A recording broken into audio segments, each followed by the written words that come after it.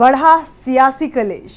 JP की जयंती पर बुधवार के दिन नाटकीय भरा दिन रहा। दरअसल गोमती नगर स्थित जेपी नारायण इंटरनेशनल सेंटर में अखिलेश यादव का कार्यक्रम था। जेपी की जयंती पर अखिलेश ने उनकी प्रतिमा को माला पहनाने गए और इसके लिए उन्होंने एलडीए से मंजूरी भी मांगी, लेकिन उन्होंने इजाजत वहां से उनको नहीं मिली। गेट पर ताला डाल दिया गया और इसके बाद सपा कार्यकर्ताओं ने सेंटर के गेट पर धरना प्रदर्शन शुरू कर दिया और कुछ देर बाद अखिलेश आए और गेट फांद कर अंदर गए। कार्यकर्ताओं समेत माल्यार्पण किया। जयप्रकाश की मूर्ति पर माला चढ़ाने के बाद अखिलेश यादव ने कार्यकर्ताओं को संबोधित भी किया और इसके बाद इस पूरे मामले को लेकर यूपी का सियासी पारा गर्म हो गया है। देखिए ये खास रिपोर्ट। जेपी की जयंती पर अखिलेश का जोश। गेट फांद कर जेपी एनआईसी में घुसे सपा अध्यक्ष। जयप्रकाश नारायण की प्रतिमा को पहनाई माला। गरमा गया लखनऊ का सियासी पारा। बीजेपी सपा में जुबानी जंग। डिप्टी सीएम केशव बोले नौटंकी करने गए थे अखिलेश। सत्ता के बिन बेचैन है सपा प्रमुख। मौका समाजवादी चिंतक जयप्रकाश नारायण की जयंती का और ये देखिए समाजवादियों का जोश। दरअसल दल बल के साथ समाजवादी पार्टी अध्यक्ष अखिलेश यादव लखनऊ के जेपी एनआईसी पहुंचे तो वहां नजारा बदल गया।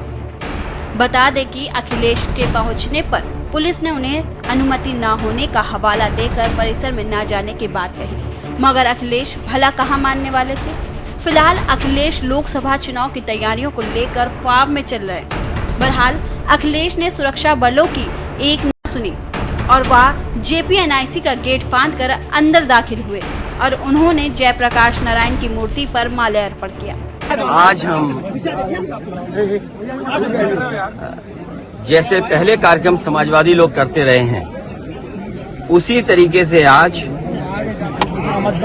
जयप्रकाश जी को संपूर्ण क्रांति के नायक के जन नायक नेता के लिए हर वर्ष हम लोग आज की तारीख में आते थे और ये कोई पहली बार नहीं है कि इस जेपी समाजवाद म्यूजियम में हम लोग माल्यार्पण करने पहली बार आ रहे हों, लेकिन पता नहीं सरकार टीन की शेड लगा करके टीनें लगा करके दरवाजा बंद कर करके ताला लगा करके पता नहीं क्या बताना चाहती थी।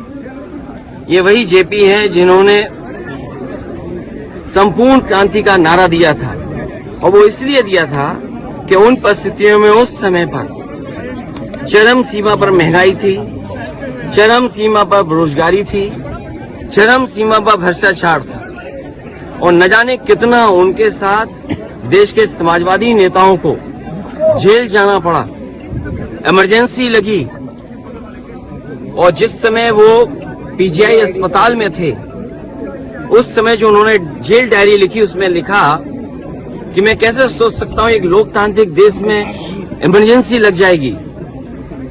उसमें न जाने कितने लोगों को जेल भेजा गया, कई लोग कई वर्षों रहे और उस पीड़ा को, उस तकलीफ और परेशानी को जीवन भर नहीं भूल पाए। लेकिन जो नारा दिया था संपूर्ण क्रांति का, जो जगाने का काम किया था, उसने परिवर्तन लाने का काम हुआ और किया जनता ने। जनता की शक्ति के सामने सरकार की शक्ति का कुछ असर नहीं है। मुझे दुख इस बात का है कि पुलिस लगा करके यहाँ रोक रहे हैं, अधिकारी इस बात के लिए तैयार नहीं है कि किससे पूछें। तो कम से कम ये देश की और प्रदेश की जनता जाने और लोग जाने आखिरकार कौन रोक रहा है, कौन रोक रहा था। इसलिए मजबूरी में जिस तरीके से हर बार माल्यार्पण करने हम समाजवादी लोग आते थे, मुझे याद है जब उद्घाटन हुआ था नेताजी यहाँ आए थे, नेताजी से मैंने उद्घाटन करवाया था। एकमात्र देश में समाजवादी नेता के लिए एक ऐसा म्यूजियम बना जिसमें उसके जीवन के बारे में लोग प्रेरणा ले सकते हैं। जो आंदोलन उन्होंने चलाए थाली बजा करके, वो उससे प्रेरणा ले सकते हैं कि सरकार के खिलाफ और लोकतंत्र में कैसे आवाज उठाई जा सकती है। आपको बता दें कि इस घटना को लेकर मौके पर खूब बवाल मचा। मैनपुरी सांसद और अखिलेश यादव की पत्नी डिंपल यादव ने बयान दिया और कहा जयप्रकाश नारायण जी लोकनायक के रूप में जाने गए हैं।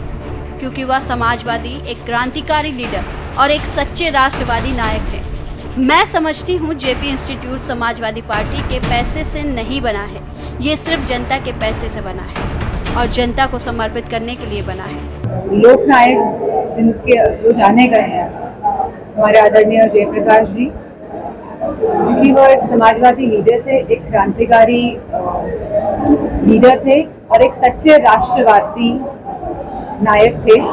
तो मैं समझती हूँ जो समाजवादी पार्टी द्वारा जो जेपी इंस्टीट्यूट जो बनाया गया है जयप्रकाश नारायण जी का, तो ना तो ये लोग और यह समाजवादी पार्टी के पैसों से नहीं बना, ये जनता के पैसों से बना है और ये जनता के समर्पित करने के लिए बना है। इसलिए जनता जाने कि हमारे देश के लीडर्स कैसे थे, हमारे देश के नेता कैसे थे और उनसे एक हमें इंस्पिरेशन मिले, उनसे युवाओं को एक इंस्पिरेशन मिले और जो भाई नई पीढ़ी के लोग हैं वह जान पाए, उन्हीं के दिखाए हुए मार्ग पे चल पाए। तो भाजपा वाले नहीं चाहते हैं कि जो सच्चे क्रांतिकारी लोग थे, जो सच्चे राष्ट्रवादी लोग थे, जो सच्चे समाजवादी लोग थे, जिन्होंने देश के लिए लड़े और जो देश जयप्रकाश नारायण जी की तरह संपूर्ण क्रांति का आह्वान करना पड़ेगा।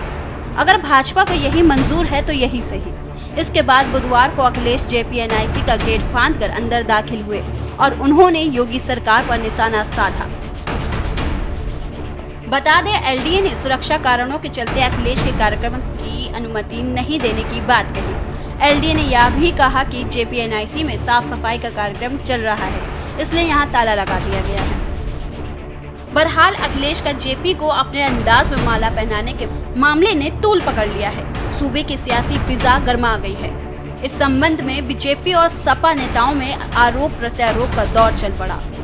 उप मुख्यमंत्री ब्रजेश पाठक की प्रतिक्रिया आई तो केशव प्रसाद मौर्य ने कहा कि सत्ता के लिए अखिलेश यादव उसी कांग्रेस की गोद में बैठ गए जिसने देश में आपातकाल लगाकर लोकतंत्र को खत्म करने का प्रयास किया। समाजवादी पार्टी को अराजकता, गुंडई पसंद है। आज समाजवादी पार्टी के राष्ट्रीय अध्यक्ष के आचरण से सिद्ध हो गया है।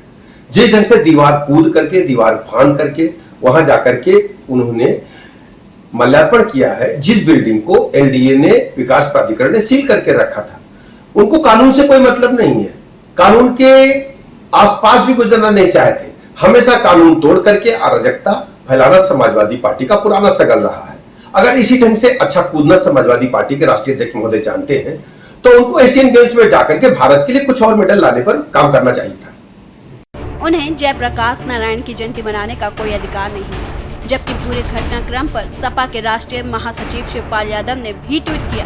उन्होंने कहा कि सत्ता के दमन की क्रूर हदें व सरहदें समाजवादी विचारधारा को किसी सीमा में नहीं बांध सकती। जय लोहिया, जय प्रकाश, जय समाजवाद। अभी आम चुनाव की आहट है तो नेताओं को जोश कुलाचे मार रहा है। समय नजदीक आने तक ऐसे नज़ारे आम होंगे। स्पेशल डेस्क के न्यूज़ इंडिया।